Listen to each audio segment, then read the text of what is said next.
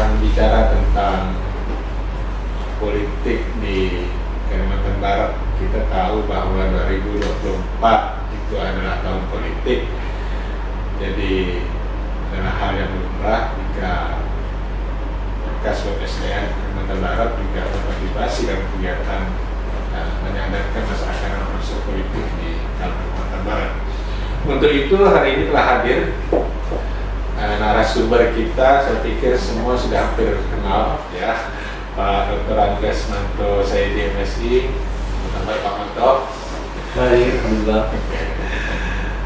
Beliau adalah Kepala Kesatuan Bangsa dan Politik di pemerintah Provinsi Kalimantan Barat. Mungkin ada yang belum familiar dengan nama Kesbangpol ini, Pak Manto. Kalau orang bicara dinas pertanian, kalau orang bicara pertanian, orang bicara dinas pertanian mungkin paham. Kalau bicara pendidikan, oh ini urusan dinas pendidikan, paham. Kesehatan, oh itu urusan dinas kesehatan, paham. Tapi Kesbangpol ini kayaknya sesuatu yang mungkin baru sekarang mungkin trending, apalagi berkaitan dengan pemilu. Bisa dijelaskan sedikit Pak Manto, apa sih Kesbangpol ini? Terima kasih Pak Didi, para pemirsa podcast BPSDM yang saya hormati. Kesbangpol, sebuah organisasi perangkat daerah Provinsi Kalimantan Barat, sebagaimana di provinsi-provinsi lain juga hadir, juga di kabupaten kota, merupakan sebuah institusi yang berbentuk badan. Jadi lengkapnya adalah Badan Kesatuan Bangsa dan Politik. Adapun tugas-tugas yang diemban oleh lembaga ini, yang pertama adalah urusan-urusan yang terkait dengan politik dalam negeri. Ini menjadi bidang yang pertama.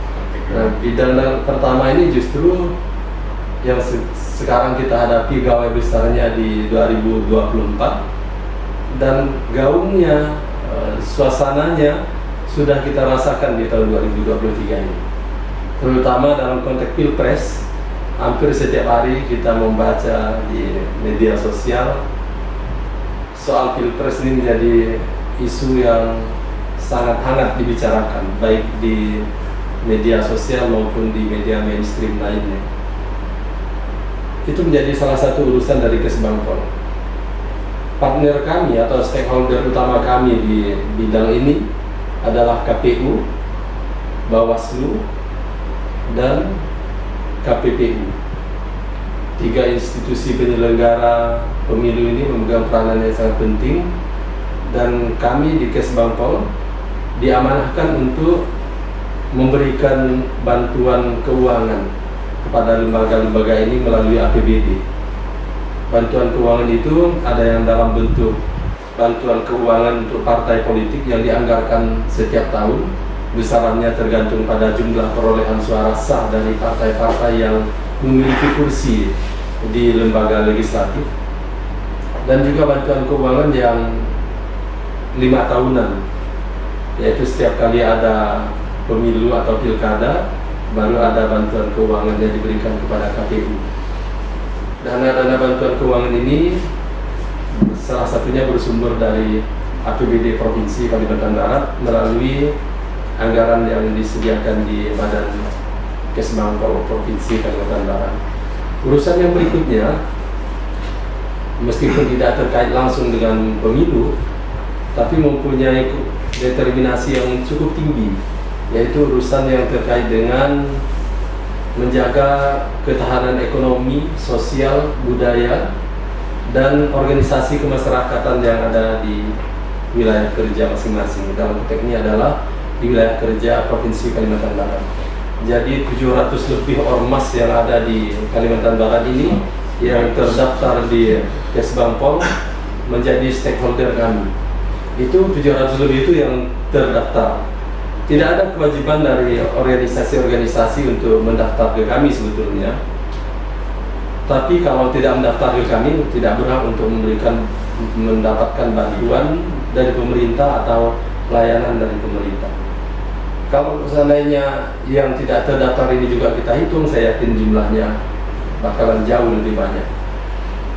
ormas-ormas ini ada kemudian yang berhimpun dalam forum komunikasi gabungan dari beberapa ormas. Nah, misalnya forum komunikasi pembauran kebangsaan. Ini karena ada amanah dari Menteri Dalam Negeri untuk membentuk forum ini di Kalimantan Barat ini juga dibantu melalui APBD provinsi yang anggarannya ada di Kesbangpol. FKUB juga anggarannya ada di Kesbangpol membantu forum ini. Jadi forum-forum yang diamanahkan oleh undang-undang dan peraturan pemerintah, kita wajib untuk memberikan bantuan dana kepada organisasi-organisasi atau forum yang seperti ini. Urusan yang lain, kami juga menangani kewaspadaan dini, ideologi negara. Maka kami menjadi sekretariat dari forum yang menangani urusan kewaspadaan dini, penanggulangan terorisme dan sebagainya. Dan oleh karena itu mereka berkontribusi juga nanti dalam mengamankan dan mensukseskan kegiatan pemilu serentak maupun pilkada serentak 2020. Artinya institusi atau organisasi pemerintah daerah yang ditunjuk untuk melaksanakan kegiatan politik dalam negeri oleh gubernur itu adalah Kesbangpol. Dan salah satu tugasnya yaitu, apalagi ini berkaitan dengan 2024, bagaimana proses pemilu itu bisa terlaksana dengan baik dan lancar. Tadi Pak Manto cerita pemilu nih, banyak masyarakat ini belum tahu bahwa sebetulnya ada pemilu, ada pilkada. Bayangannya masyarakat ini 2024 itu ada pemilihan serentak, artinya semua serentak nih, ya, baik legislatif, presiden, wapres, kepala daerah, termasuk gubernur dan bupati. Nah, bisa ceritakan nggak nih Pak Manto? Ada pemilu, ada pilkada rupanya. Betul. Ya. Tahun 2024 kita punya 2 gawai besar. Banyak orang hanya memahaminya ini hanya satu kegiatan saja. Padahal dia ada 2. Satu gawai nasional, pesta demokrasi tingkat nasional ini bernama pemilu, yang di dalamnya kita memilih, pertama memilih presiden, kemudian memilih anggota DPR RI, anggota DPD RI, dan memilih anggota DPRD provinsi dan DPRD kabupaten kota. Dan gawai ini dilaksanakan secara serentak pada tanggal 14 Februari 2024. Udah ingatnya tuh. Agar gampang mengingatnya, maka saya kasih hashtag. Saya kasih hashtag itu adalah pemilu Valentine. Jadi pemilu Valentine itu mesti menjadi pemilu yang penuh dengan cinta, bukan pemilu yang penuh dengan pertengkaran. Kalaupun kita dalam prosesnya nanti menuju pemilu Valentine nanti itu ada ya sedikit perbedaan-perbedaan pendapat, perbedaan-perbedaan pilihan. Saya berharap semua stakeholder di Kalimantan Barat ini menganggap perbedaan itu seperti kita dalam kehidupan berkeluarga. Perbedaan antara pendapat bapak, anak, istri, suami di dalam sebuah keluarga itu merupakan sesuatu yang lumrah, tapi tidak sampai menyebabkan keluarga itu mesti terpecah. Kalimantan Barat ini adalah keluarga besar yang kita ini ada di dalamnya. Seberapa jauh pun, seberapa berbeda pun pandangan kita, pendapat kita, pilihan kita dalam menghadapi pemilu nanti, jangan sampai menyebabkan kita terpecah belah. Karena pada akhirnya ya kita ini juga yang akan menerima konsekuensi kalau kita terpecah belah. Tidak ada satu bangsa pun di dunia ini yang menginginkan agar bangsanya itu terpecah belah, tidak maju-maju. Semuanya gagasannya adalah untuk memajukan bangsa. Oleh karena itu, apapun hasilnya mesti diterima dengan lapang dada, dan apapun prosesnya mesti kita jalani dengan penuh rasa sukacita. Bukan bertengkar, bukan berkelahi, bukan saling hujat. Namanya juga kita memberi judul pemilu itu adalah, judulnya itu adalah Pesta Demokrasi. Namanya pesta itu, setahu saya, kita happy, kita mesti bahagia. Nah, itu pemilu. Lalu 27 November nanti kita akan lakukan pilkada serentak. Nah, pilkada serentak ini hanya memilih gubernur, wakil gubernur, wali kota, wakil wali kota, bupati, wakil bupati, se-Indonesia. Jumlahnya sangat banyak. Selama ini pilkada itu di Indonesia selalu dilaksanakan dengan jadwal yang berbeda-beda. Oleh karenanya, statistik selama 3 tahun terakhir menunjukkan, 3 tahun sebelumnya maksud saya, menunjukkan bahwa pilkada di Indonesia itu hampir setiap hari dilakukan. Karena banyaknya jumlah kabupaten kota dan provinsi se-Indonesia, sangat tidak efisien jadinya. Nah, ketika ini dilaksanakan secara serentak di tanggal 27 November nanti, maka kita berharap agar menjadi lebih efisien, lebih manis juga kita duduknya, tidak berulang-ulang dengan gawai ini lagi itu lagi gitu. Atas dasar inilah maka semua pihak menerima, dan sudah dijadwalkan 27 November itu sebagai pilkada serentak yang menentukan calon-calon kepala daerah nanti adalah DPRD hasil pemilu serentak tanggal 14 Februari. Ini bedanya kita dengan pemilu-pemilu sebelumnya atau pilkada sebelumnya. Artinya ini masyarakat juga perlu paham ya, bahwa 2024 itu ada 2 kali pemilihan. Satu pemilihan umum yang memilih presiden, wakil presiden, kemudian legislatif ya, baik DPD, DPR pusat, DPRD provinsi dan kabupaten. Nah, yang dilaksanakan tanggal 14 Februari 2024, dan pemilihan kepala daerah tanggal 27 November 2024. Situ nanti milih gubernur, bupati, gubernur, wakil gubernur, bupati yang di daerah. Nah, ini masyarakat harus tahu nih, jadi siap-siap, jangan sampai nanti kesannya satu kali pemilihan. Nah, ada persoalan juga biasanya dengan banyaknya pemilihan ini, masyarakat kemudian lalu malas kan gitu. Udah cukup lah yang pertama, dia nanti yang berikutnya nggak usah. Nah, di data yang kami punyai Pak Manto, bahwa ternyata jumlah pemilih terbesar itu ada di kalangan muda.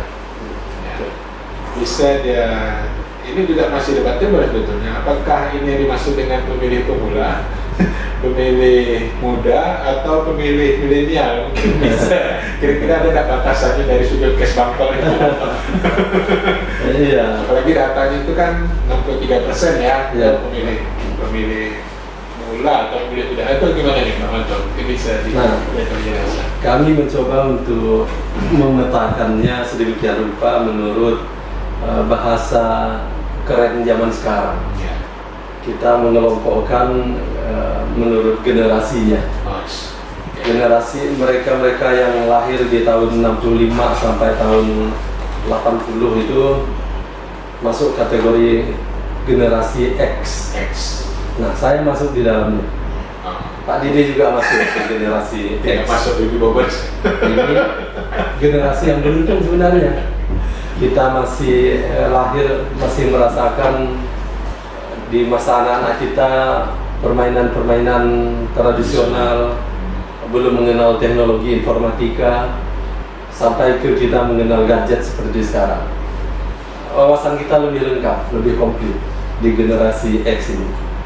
Lalu di tahun yang lahir di tahun 81 sampai tahun 96, kami kategorikan sebagai generasi Y, generasi Y. Saya nyebutnya Y, kenapa? Karena generasi yang banyak tanya. Mereka generasi yang mulai melek dengan teknologi, dan masa-masa transformasi teknologi digital yang sedemikian masif ada di generasi ini. Dari zaman telepon biasa, televisi, laptop, komputer belum terintegrasi, kemudian masuklah handphone yang bisa berinternet, sekarang televisi yang bisa berinternet, dan mereka paling cepat menyesuaikan diri. Karena generasi Y, generasi yang banyak tanya ini adalah generasi yang kepo dengan teknologi.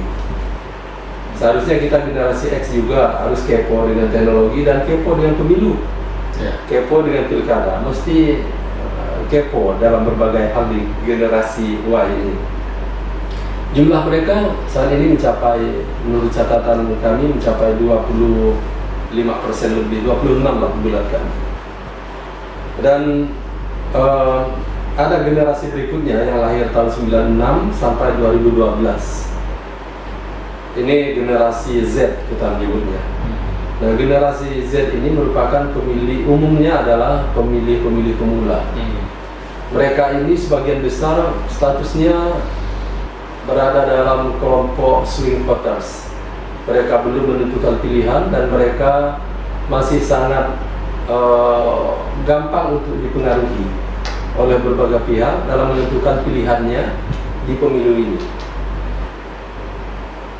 Ketika di media sosial terjadi perang yang sangat heboh antar para pendukung calon, yang paling heboh sebenarnya karena jumlahnya dikit itu adalah calon presiden.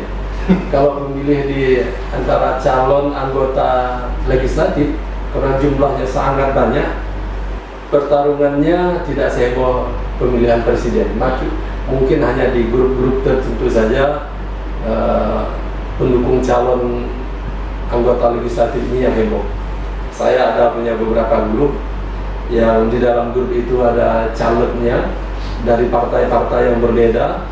Nah, ketika satu partai, satu orang mendukung salah satu calon di grup itu, maka si calon yang lain yang merasa tidak didukung, dia bisa ngambek.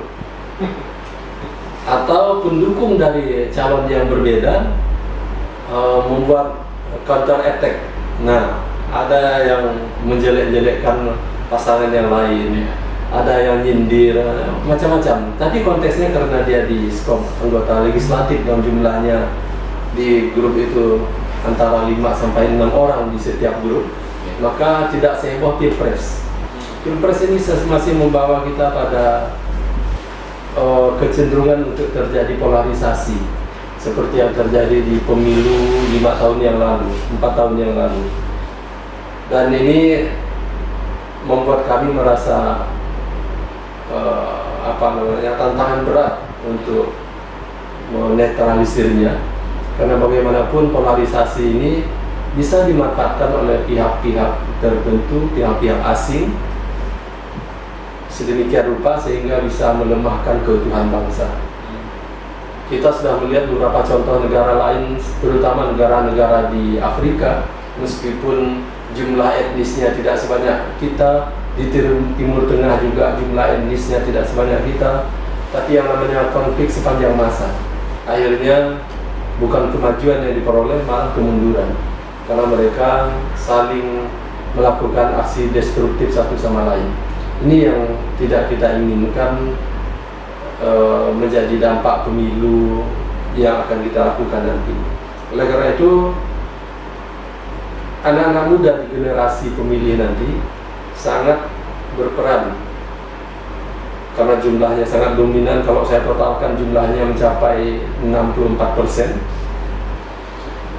Pemilih ini menjadi determinan utama pemilu kita nanti. Kalau pertarungan di media sosial yang mengobok-obok otak mereka ketika status mereka masih swing voters, sesungguhnya perangnya itu perang di mindset anak-anak pemilih pemula. Kalau salah keputusan yang diambilnya, maka akan membahayakan keutuhan bangsa. Apalagi sekarang dengan media sosial yang sedemikian agresif, pemerintah pun kalah agresifnya. Kampanye masif dengan WhatsApp blasting misalnya atau SMS blasting, itu juga masih kalah masifnya dengan para pengguna ya, terutama yang berkepentingan dengan calon-calon yang dijagokannya. Nah, ini jadi perhatian kami. Kalau masih boleh saya nambahkan bahwa beberapa isu yang menjadi perhatian kita semua, dan jangan sampai kita di Kalimantan Barat itu terperangkap oleh masalah ini. Yang pertama, isu SARA. Kita jangan sampai terperangkap pada isu SARA yang dimanfaatkan oleh pihak-pihak yang berkepentingan tadi, karena apapun alasannya, ketika kita terpecah belah gara-gara SARA, tidak ada yang diuntungkan. Yang namanya berkonflik itu semuanya rugi. Yang tidak ada kata yang menang, kan ada istilah peribahasa mengatakan yang menang jadi arang, yang kalah jadi abu. Itu sebetulnya yang ingin kami sampaikan ke generasi muda sebagai pemilih di pemilu dan pilkada nanti. Ada beberapa juga yang perlu kita antisipasi, yaitu soal adanya gejala curi start kampanye sebelum jadwalnya, karena masa kampanye ini terlalu pendek, jadi tidak cukup waktu untuk menjangkau semua calon pemilih. Oleh karenanya curi start itu menjadi salah satu jurus ampuh yang tidak terhindarkan, karena ini adalah sifat alamiahnya. Kita hanya perlu mengantisipasi agar ini jangan sampai menjadi konflik. Soal netralitas penyelenggara pemilu dan penyelenggara negara juga menjadi concern kami, karena sudah jelas bahwa penyelenggara negara, penyelenggara pemilu harus menunjukkan netralitasnya. Secara individu, setiap penyelenggara negara tadi, kecuali TNI Polri, memang berhak untuk menentukan pilihannya, tidak ada larangan. Tapi dia tidak boleh untuk mengekspresikannya di depan publik, karena ini akan mencoreng netralitas penyelenggara. Terutama ASN sudah jelas ada sanksinya. Sudah ada fakta integritas yang ditandatangani. Lalu yang bagian yang tidak kalah mengkhawatirkannya sekarang adalah yang sering mengemuka soal politik identitas. Ini menjadi pertanyaan yang sangat besar sekali. Di mana-mana saya sering ditanya, bagaimana pendapat Bapak tentang politik identitas? Pertanyaan yang gampang, jawabnya yang susah. Tapi saya ingin tegaskan ke forum ini, kepada pemirsa semua, bahwa kita ini, setiap individu, saya pastikan memiliki multi identitas. Tidak mungkin kita memiliki hanya mono identitas. Setidaknya identitas kita nanti itu minimal kita mewakili identitas laki-laki dan perempuan dalam konteks gender. Bahkan ada di titik tengah-tengahnya yang tidak jelas antara laki-laki dan perempuan pun ada lagi identitas baru.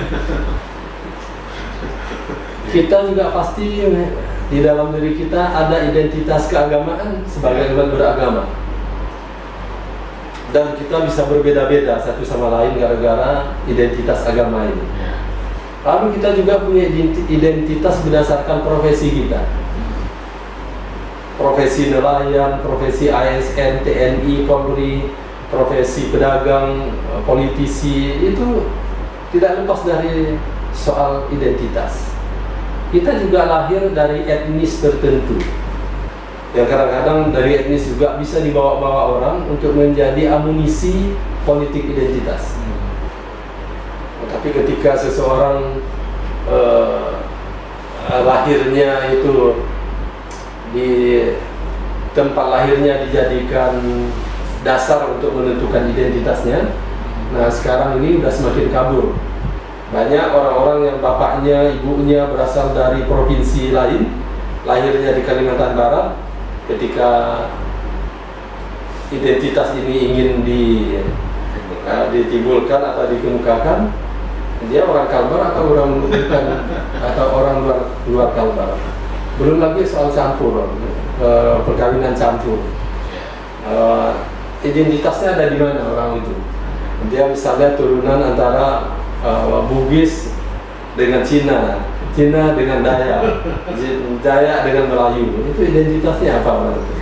Nah, politik identitas di tingkat ini semakin sama. Tapi bayangkan kalau seandainya orang itu lahirnya di pesawat terbang, identitasnya di atas. Nah, jadi kalau kita berdasarkan tempat kelahiran, gampang nanyanya. Saya ngaku saya orang Sambas, karena saya lahir di Kabupaten Sambas. Tanya lagi yang satu, saya walaupun ibu saya itu orang Jawa, bapak saya orang Bugis, tapi karena lahir di Jakarta, saya orang Jakarta. Tapi kalau dia lahirnya di atas pesawat sana, dia nggak bisa jawab. Jadi sudahlah, soal identitas kita yang sangat beragam itu jangan kita jadikan komoditas lah untuk berpolitik. Yang paling penting adalah bahwa kita ini dengan keragaman identitas tentu membawa preferensi tersendiri. Ada faktor subjektif kita untuk memilih orang tertentu berdasarkan identitasnya.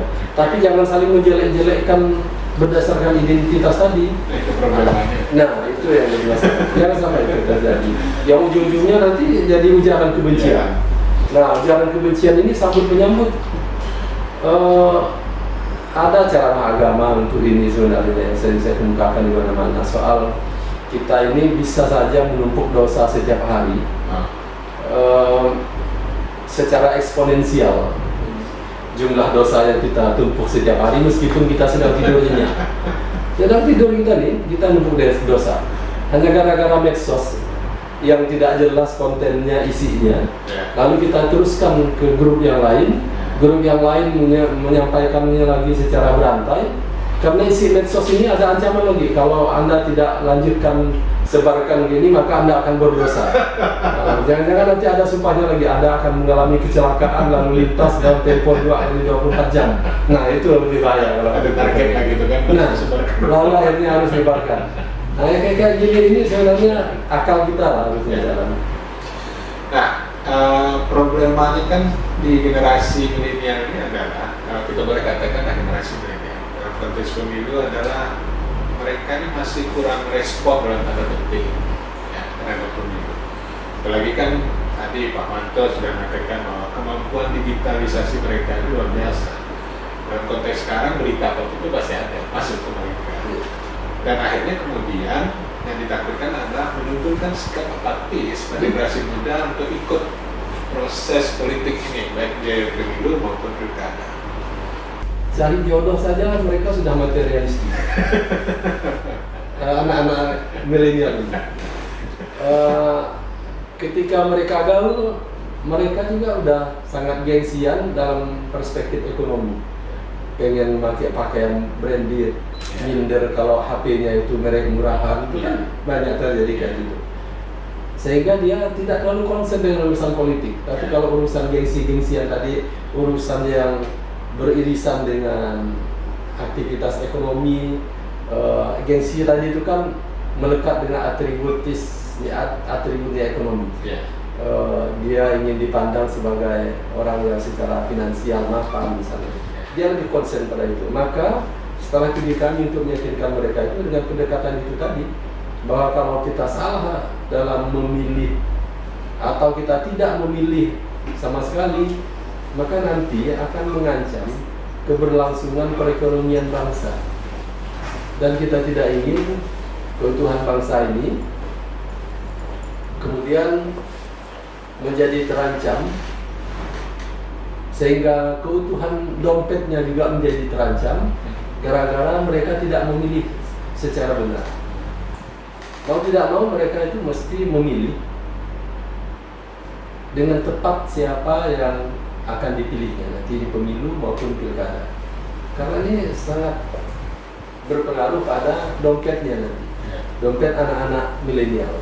Kalaupun bukan dompetnya karena dia belum mandiri misalnya, di anak-anak SLTA itu, setidaknya ke dompet orang tuanya. Bayangkan kalau seandainya ekonomi kita dikuasai oleh asing.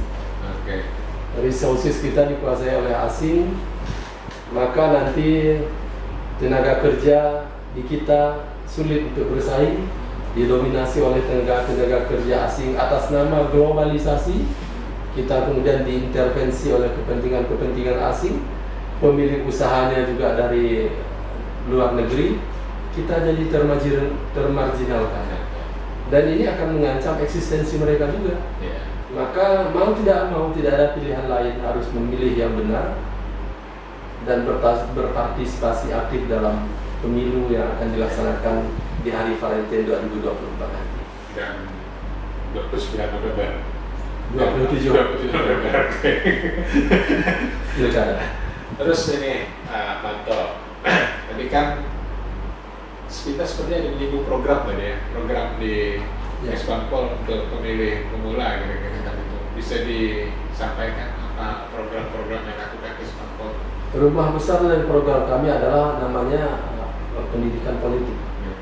Tapi dalam implementasinya kegiatannya adalah memberikan pencerahan, kita memberikan wawasan-wawasan baru kepada pemilih milenial, pemula maupun bukan pemula, dan kita selalu mengundang perwakilan dari anak-anak sekolah, organisasi di sekolah itu ada OSIS, organisasi-organisasi pemuda yang di luar sekolah kita undang, organisasi mahasiswa, dan berbagai elemen lainnya. Saya mendaftarkan diri untuk ikut podcast ini pun merupakan salah satu program yang saya usung, meskipun itu tidak ada di dalam secara budgeter, tidak ada di dalam RKA kami, tidak ada. Tapi apapun momennya, apapun medianya, akan saya maksimalkan semaksimal mungkin untuk didedikasikan ke pendidikan politik bagi generasi muda, meningkatkan partisipasi pemilu maupun pilkada. Dan saya sangat memerlukan dukungan semua pihak untuk menyebarluaskan ini secara berantai dengan media apapun yang dimiliki, dengan segala akses yang dapat untuk dijangkau oleh semua pihak. Sudah dilaksanakan programnya? Sedang berlangsung. Itu nanti kalau untuk kaum milenial, bagi mereka yang tertarik, apakah mereka mendaftarkan diri atau? Kita mengundang pihak sekolah dan organisasi kepemudaan. Hari kedua saya setelah dilantik jadi Kepala Badan Kesbangpol, kami melaksanakan kegiatan ini di Mempawah. Hadir berbagai pimpinan organisasi kemahasiswaan dan perwakilan pelajar negeri, swasta maupun pesantren. Jadi kami ingin agar mereka dapat menyebarluaskan informasi ini dan mereka juga dapat menyadarkan teman-temannya yang lain yang tidak hadir di pertemuan itu. Saya berkeyakinan bahwa setiap mereka yang hadir di pertemuan itu pasti memiliki beberapa grup di media sosialnya, dan saya berharap mereka dapat menyampaikannya secara berantai. Yang pertama, isi pesan kami adalah agar mereka tidak terhanyut, terbawa-bawa dengan langkah-langkah atau mindset negatif yang dapat membahayakan keutuhan bangsa. Yang kedua, agar mereka berpartisipasi aktif dalam pesta demokrasi nanti. Tapi sesungguhnya wawasan, obsesi dari penyelenggara pemilu tentu diarahkan ke sana, pemanfaatan teknologi informatika. Saat ini yang perlu untuk kita lakukan adalah mengantisipasi penyalahgunaan teknologi informatika itu untuk menakalkan atau nge-hack proses dan hasil pemilu. Ini menjadi concern kita. Maka nanti pemanfaatan IT di Indonesia itu lebih banyak di dimensi penghitungan suara. Sistem kontrolnya di situ yang nanti bakalan kuat. KPU Bawaslu sudah menggunakan teknologi informatika untuk konteks penghitungan dan pengawasan nanti. Bahkan pengawasan dari masyarakat, sosial kontrol dari masyarakat, ini akan semakin masif nanti di pemilu kita, karena para saksi yang secara informal dibayar oleh para calon, minimal diberikan uang transport, atau para relawan yang tidak dibayar, mereka akan melaksanakan fungsi kontrol sosial terhadap penghitungan suara. Dan saya berkeyakinan bahwa di pemilu ronde berikutnya kita akan lebih siap untuk secara full menerapkan teknologi informatika dalam kegiatan pemilu maupun pilkada nanti. Kalau dalam penyelenggaraan pilkades, saya yakin secara sporadis ini sudah dapat kita lakukan di berbagai tempat, karena aplikasinya sesungguhnya gampang untuk dibuat, biayanya murah dan efisien bagi para pemilih. Tidak perlu repot-repot sambil baring dia bisa milih. Secara dalam dimensi kontrol lebih terkontrol, karena mesin itu melakukan fungsi controlling itu secara mekanistis, otomatisasi, sehingga sulit dimanipulasi sebenarnya. Yang bisa memanipulasinya itu hanya segelintir orang ketika mengentry data atau ketika membuat aplikasi itu sendiri. Maka saya sangat sepakat sebetulnya dan sangat terobsesi menginginkan agar proses penyelenggaraan pemilu kita itu atau pilkada setidak-tidaknya menggunakan teknologi informatika. Kita bisa belajar ke Amerika misalnya, mereka bahkan menyelenggarakan pemilu itu tidak mesti satu hari selesai. Mereka bisa menyelenggarakan pemilu itu berhari-hari. Tapi ini karena konsepnya adalah menggunakan teknologi informatika, spaceless, timeless. Ada satu prakondisi yang saya ingin tekankan ke pihak KPU sebenarnya. KPU dan Bawaslu dan KPPU dalam membuat regulasi pilkada nanti. Kalau pemilu ya udahlah, pemilu ini pertama waktunya terlalu dekat dan disparitasnya sangat tinggi antara daerah, antar provinsi, kabupaten, kota. Tapi kalau untuk konteks lokal, saya ingin menyarankan ke KPU yang mempunyai kewenangan untuk mengeluarkan peraturan KPU, atau mungkin di peraturan pemerintah juga sudah harus dipikirkan payung hukumnya, agar penggunaan teknologi informatika dalam penyelenggaraan pilkada tidak dibuat secara seragam ya, secara simetris semua daerah sama. Pendekatan asimetris masih ada waktu kita untuk lakukan, untuk membuat regulasi baru menghadapi pilkada serentak di bulan November nanti. Spare waktunya dari sekarang kan masih 1 tahun lebih, sehingga ada waktu masih untuk mengeluarkan peraturan-peraturan yang asimetris. Misalnya peraturan yang memungkinkan pemerintah kota dalam pilkada nanti menyelenggarakan pilkada serentaknya menggunakan teknologi informatika secara penuh. Tidak ada TPS lagi, jadi langsung dari gadget di situ. Tentu perangkat hukumnya yang bagian yang paling penting untuk melakukan itu. Bagaimana sistem pengawasannya, karena potensi untuk ada joki ketika milih menggunakan gadget ini sangat besar. Saya membayangkan ada kakek-kakek, nenek-nenek yang tidak ngerti dengan tidak ngerti dengan gadget ini. Cucunya milih. Cucunya nanti yang bantu dia milih kan. Belum tentu pilihan cucunya itu dapat mencerminkan asas pemilu yang langsung, umum, bebas dan rahasia. aspek rahasianya udah pasti tidak bisa karena dia diwakilkan tadi. Aspek bebasnya juga bisa jadi tidak bebas dia dalam memilih karena ya ada pengaruh faktor lain. Jadi bilik suaranya itu tidak terjamin dalam sebuah bilik ketika menggunakan teknologi informatika. Jadi banyak hal ya kita bisa bicarakan, diskusikan. Mungkin terakhir sebelum ditutup nih Pak Manto, apa sih harapan dengan generasi milenial berkaitan dengan pemilu dan pilkada?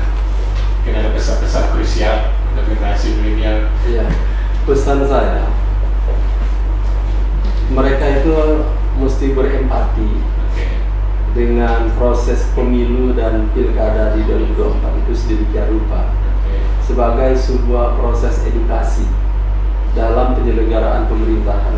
Karena mau tidak mau, suka tidak suka, mereka ini adalah calon penerus generasi bangsa. Ronde ini giliran dia atau mereka-mereka yang memilih, tapi di ronde berikutnya saya pastikan mereka itu yang bahkan jadi orang-orang yang dipilih.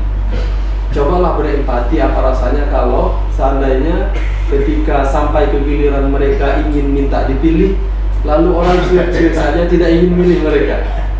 Empati ini mesti menjadi penyadaran kita bahwa hukum dunia yang namanya kisas itu pasti nanti dapat karmanya dia kalau dia tidak mau milih di ronde ini, nanti dia tidak kena pilih. Itu dalam jangka panjang.